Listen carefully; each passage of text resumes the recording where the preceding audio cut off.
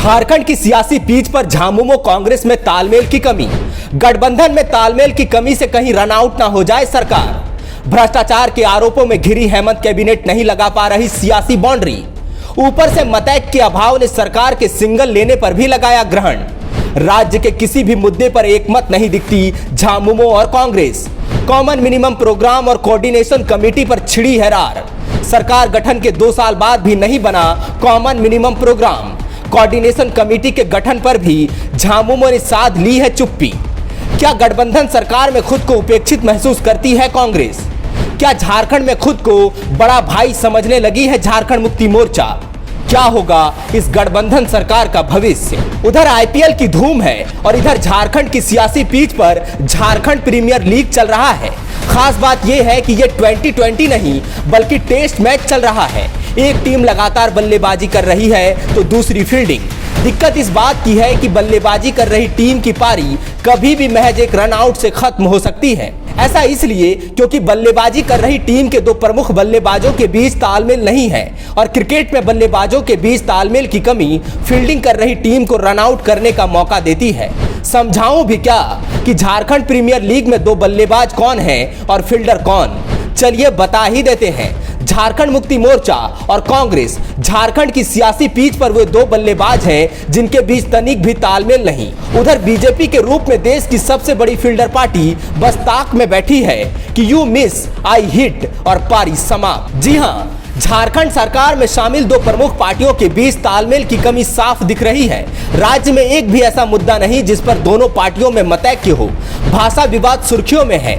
भाषा को लेकर झामुमो कानपुर बोलती है तो कांग्रेस नागपुर। झामुमो के कई नेता 1932 के खतियान का सुर लगाए बैठे हैं तो वहीं कांग्रेस अलग राग गा रही है। पुरानी कहावत है, अपनी अपनी डफली और अपना अपना राग। सुना था पर अब चरितार्थ होते देख रहा हूं। कांग्रेस की शिकायत है कि सरकार में हमें वैसे ही अनदेखा कर दिया गया है जैसे दूल्हे की बारात में फूफा को। इसलिए भी कांग्रेस के विधायक जब देखो तब दिल्ली दरबार का रुख कर लेते हैं कि माई बाप हमारी कोई सुनता ही नहीं। व्यक्तिगत रूप से संबंध कैसे भी हों, गठबंधन सरकार की सियासी परंपरा यही है कि कॉमन मिनिमम प्रोग्राम बने, कोऑर्डिनेशन कमेटी का गठन हो। झामुमो और कांग्रेस गठबंधन सरकार को सत्ता संभाले 2 साल से ज्यादा का वक्त बीत गया, लेकिन ना तो कोऑर्डिनेशन कमेटी बनी और ना ही कॉमन मिनिमम प्रोग्राम की ही सुगबुगाहट सुनाई दी। कांग्रेसी विधायक नेता गाहे बगाहे इसका जिक्र छेड़ते ही रहते हैं, लेकिन झामुमो को सवाल पूछो तो केवल चुप्पी मिलती है।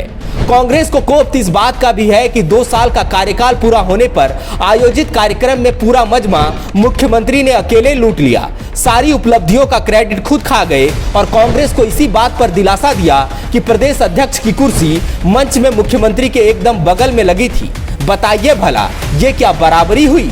करीब 45 दिन बीत चुके जब झारखंड कांग्रेस प्रभारी अविनाश पांडे ने प्रदेश अध्यक्ष राजेश ठाकुर और विधायक दल के नेता आलमगीर आलम के साथ जाकर मुख्यमंत्री हेमंत सोरेन से मुलाकात की थी। याद दिलाया था कि कॉमन मिनिमम प्रोग्राम और कोऑर्डिनेशन कमेटी का गठन अभी तक नहीं हुआ। 2 साल बीत गए, कब कीजिएगा? लेकिन झारखंड मुक्ति मोर्चा ने इस पर जवाब ही नहीं दिया। कांग्रेस ने हाल ही में राज्य भर में कार्यकर्ताओं के साथ संवाद कार्यक्रम का आयोजन किया था। इसमें अविनाश पांडे को शामिल होना था लेकिन वो नहीं आए। सियासी गलियारों में चर्चा है कि प्रदेश प्रभारी को भरोसा था कि जब वो संवाद कार्यक्रम में हिस्सा लेने आएंगे तो उनके प्रस्ताव पर झामुमो फैसला ले चुकी होगी, लेकिन ऐसा हुआ नहीं। कांग्रेस का मानना है कि कॉमन मिनिमम प्रोग्राम गठबंधन सरकार की आधारभूत जरूरत है। इसी आधार पर सरकार योजनाएं बनाती है और उसे अमल में लाती है। वही कॉमन मिनिमम प्रोग्राम नहीं बनाने के पीछे झामुमो का तर्क भी अजीब है। झारखंड मुक्ति मोर्चा का कहना है कि भाई सहमति थी तभी गठबंधन हुआ। गठबंधन चुनाव से पहले हो चुका था, तभी सब बात हो गई। अब कॉमन मिनिमम प्रोग्राम का क्या मतलब?